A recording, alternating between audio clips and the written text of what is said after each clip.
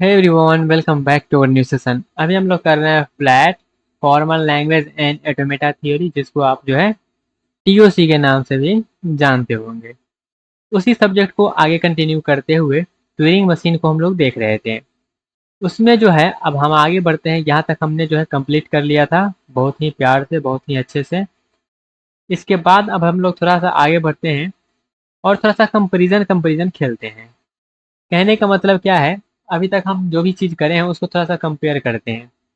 जैसे कि हम फाइनाइट ऑटोमेटा के बारे में पढ़े थे, उसके बाद हमने जो है पीडीए के बारे में पढ़ा, पुश डाउन ऑटोमेटा के बारे में।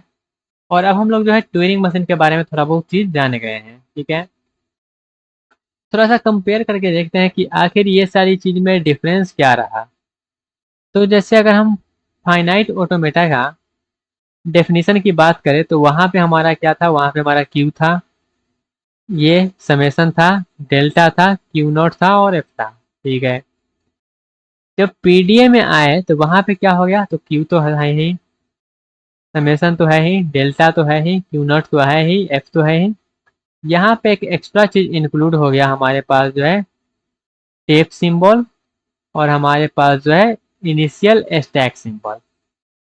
ये दोनों चीज यहाँ पे एक्स्ट्रा आ गया। ठीक है, जब हम ट्यूरिंग मशीन में गए तो वहाँ पे क्या हुआ, ये तो है ही, ये भी है, ये भी है, ये भी है और ये भी है, इतना चीज तो है ही। जो एक्स्ट्रा आया वो आया बी, और ये जो हमारा है ये तो था ही। बस कुछ नहीं, यहाँ पे एक ब्लैंक सिंबल आ गया है और यहाँ पे पहले स्टैक सिंबल था, और कुछ तो है नहीं। ठीक है, ये समझ में आया, डेफिनेशन वाला कंपेरिजन समझ में आया। आगे बढ़ते हैं। तो यहाँ पे हमारा मान लेते हैं कोई, हम स्ट्रिंग लिए। ठीक है, तो यहाँ पे हमारा जो था कैसे काम चल रहा था, जो फाइनाइट कंट्रोल था वो पहले वो पॉइंट कर रहा था, जिसको हम लोग बोलते हैं हेड, जो है उसको पॉइंट कर रहा था। ठीक है, और ये सिर्फ एक ही डायरेक्शन में जा सकता था। ठीक है, और यहाँ पे स्टैक वगैरह नहीं था। पीडीए में आए तो यहाँ पे स्टैक था, इनिशियली जो स्टैक है वो एम्प्टी अगर रहता है तो वहाँ पे इनिशियली वाला जो सिंबल है वो रहता है। ये भी एक इस डायरेक्शन में जा सकता था, लेकिन यहाँ पे एक्स्ट्रा ये था कि यहाँ पे एक स्टैक आ जा रहा था। ठीक है, उसके बाद जब हम ट्यूरिंग मशीन में आए तो ये जो है यहाँ पे लेफ्ट और राइट दोनों जगह भी जा सकता है, आगे भी जा सकता है, पीछे भी जा सकता है। यहाँ पे हमारा जो है इनफाइनाइट टेप आता है, रीड राइट टेप आता है। ठीक है, ब्लैंक हमारा स्पेशल सिंबल आ गया है, ये सारी चीज यहाँ पे आ गया है। ठीक है, हम जो है डीएफए और एनएफए के बारे में थोड़ा सा बात करें तो डीएफए और एनएफए यहाँ पे जो है सिमिलर था, मतलब एक दूसरे में वो जो है कन्वर्टेबल था। अगर हम डीएफए की बात करें तो क्यू क्रॉस सिग्मा क्यू को, और यहाँ पे एनएफए में जो है वो एप्सिलॉन भी आ जाता था, तो टू के पावर क्यू भाग जाता था। पीडीए में बात करें तो वहाँ पे जो है हम इस तरह से लिखते थे। ठीक है, उसी तरह से अगर हम जो है बात करें डी टी एम और एन टी एम की, मतलब जो है deterministic tuning machine and non deterministic tuning machine की, तो यहाँ पे ये दोनों भी आपस में जो है वो कन्वर्टेबल है। जैसे हमारा D F N F A था, यहाँ पर भी हमारा जो है डी टी एम में ये इसका डेफिनेशन होता है लेफ्ट राइट हेड में जाता है, और यहाँ पे एन टी एम में जो है टू के पावर में घुस जाता है।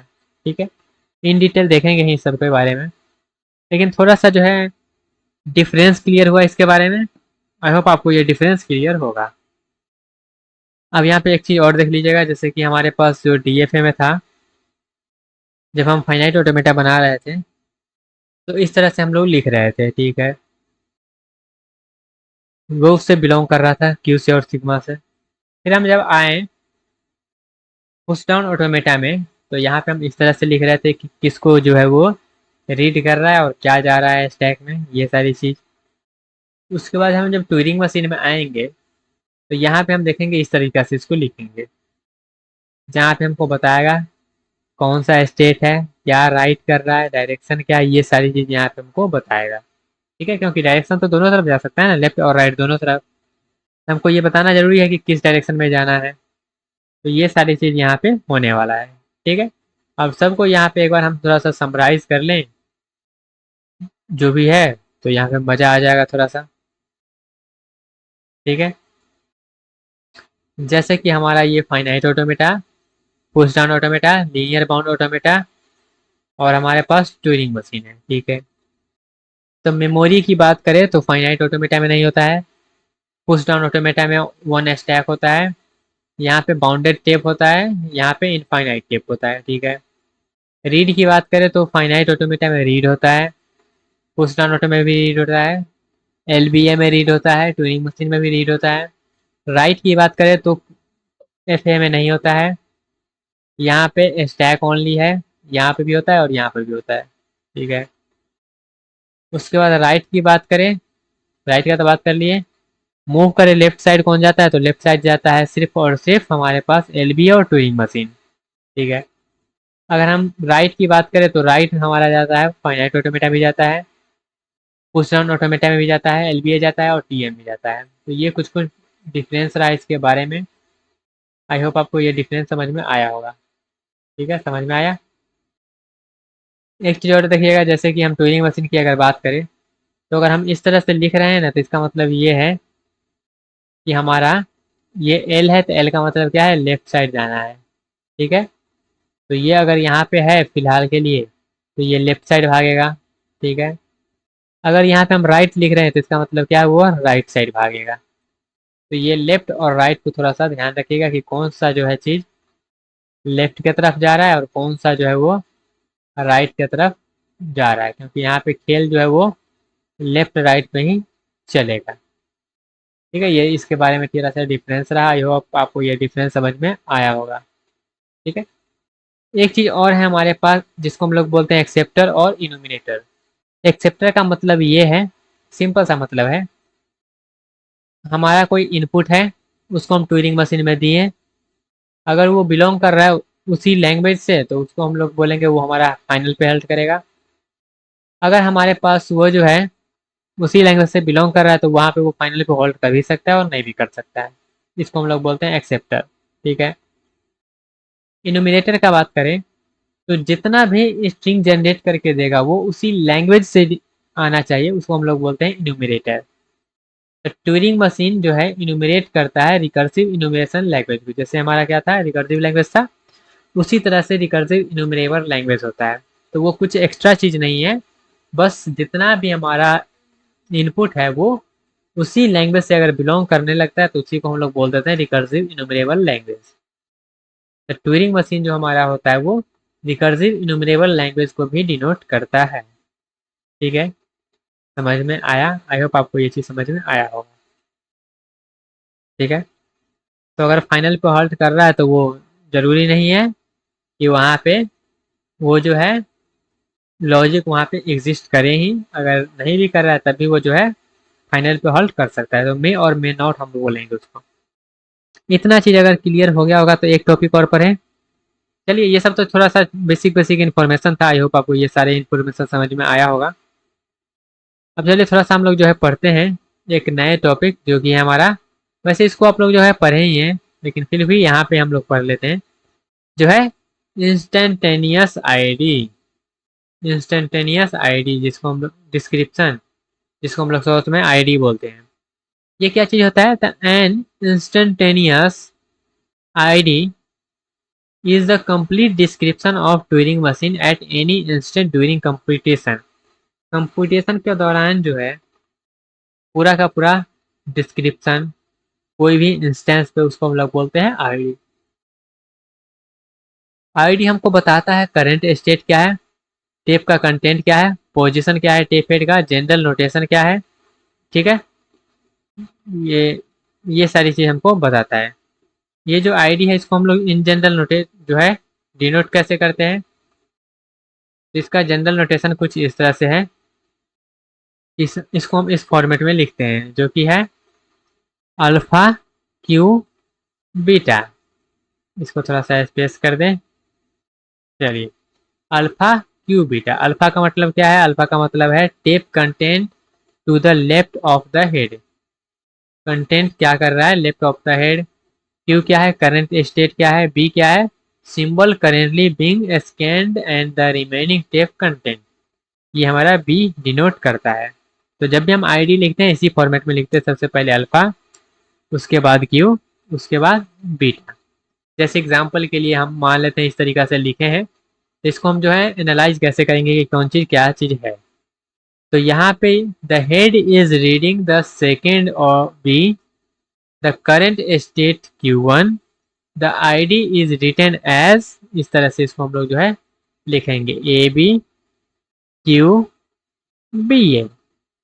इसको आप इस तरह से इंटरप्रेट कर सकते हैं कि लेफ्ट ऑफ हेड क्या है AB, करेंट स्टेट जो है वो Q1, head is reading the next B, remaining tape हमारा क्या है BA।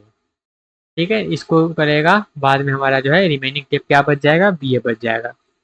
इसको आप इस तरह से इंटरप्रेट कर सकते हैं। इससे पहले हम लोग जो है स्पीड जो हमारा पुश डाउन ऑटोमेटा था उसमें भी देखे थे हम लोग आईडी, लेकिन यहाँ पे ये आईडी और वो आईडी में क्या डिफरेंस है वो देखना है। ठीक है, तो ये पुश डाउन ऑटोमेटा का आईडी है और ये ट्यूरिंग मशीन का है। तो यहाँ पे स्टैक था, रिमेनिंग इनपुट था, फिर स्टैक जो स्टेट रिमेनिंग इनपुट और स्टैक है। यहाँ पे स्टैक है, सॉरी स्टेट है, टेप है और हेड पोजीशन है। स्टैक चेंज हो रहा है वो था, टेप चेंज हो रहा है ये है, वन वे इनपुट है, यहाँ पे हमारा रिविजिट हो सकता है। तो ये कुछ कुछ डिफरेंस रहा हो वो दोनों के बारे में। ठीक है, अब चलिए यहाँ पे थोड़ा सा जो है ना हम यहाँ पे एक चीज़ और देखते हैं, ट्रांजिशन रिलेशन को, इसको थोड़ा सा कर दें गहरा।